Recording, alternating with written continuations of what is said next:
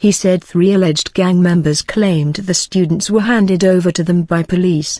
They said some were already asphyxiated and they shot the others dead, before setting fire to all the bodies.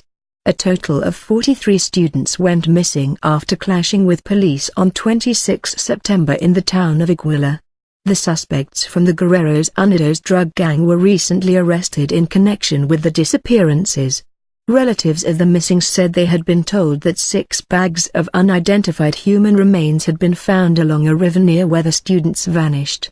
Mr. Murillo warned that it would be difficult to identify the charred remains and that authorities would continue to consider the students as missing until DNA tests confirmed the identities. Previous searches have uncovered mass graves in the area, but initial tests suggested they did not contain the remains of the students. The fate of the missing 43 students has gripped Mexico. Hundreds of people have helped in the search for the students. Mr. Murillo showed videotaped confessions by the suspects who said they had loaded the students into dumper trucks and taken them to a landfill site in Coquila, a city near Iguala. About 15 of the students were already dead when they arrived and the rest were shot, according to the suspects. Mr. Murillo said the bodies were then burned with petrol, tires, firewood and plastic in an inferno that lasted for 14 hours. The fire lasted from midnight to 2 p.m. the next day. The criminals could not handle the bodies for 3 hours, due to the heat, he said.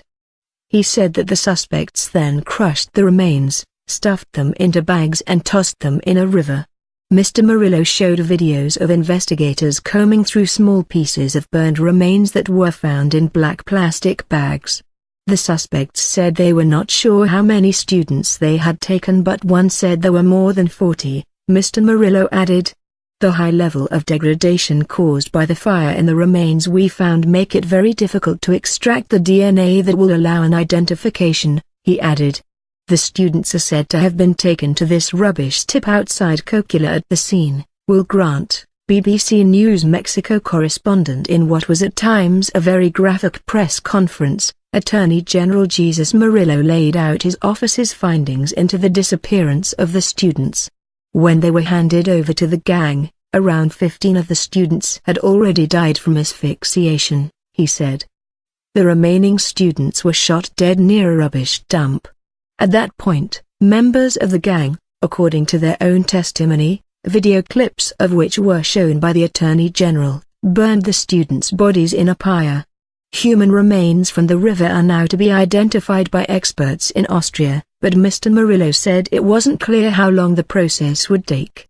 Greyline, however, relatives of the missing remained skeptical. The families have been highly critical of the investigation into the students' disappearance. "As long as there are no results, our sons are alive," Felipe de la Cruz, the father of one of the disappeared, said in a statement. "Today they're trying to close the case this way. A blatant way to further our torture by the federal government." The case has shocked Mexico. Thousands have staged protests over what they say is collusion between officials and organized crime, along with government inaction. President Enrique Peña Nieto has faced widespread criticism, and on Friday he vowed to hunt down all those responsible for the horrible crime. The students from a teacher training college in Ayotzinapa, in Guerrero State, had traveled to nearby Iguala to protest against what they said were discriminatory hiring practices, and to collect funds for their college. But they went missing after clashes with the police. 6 people were also killed after police opened fire, and witnesses described seeing the students being bundled into police cars. More than 70 people have been arrested in connection with the disappearances, including the mayor of Iguala, José Luis Abarca, and his wife, Maria de Los Angeles Pineda, who were detained in Mexico City on Tuesday.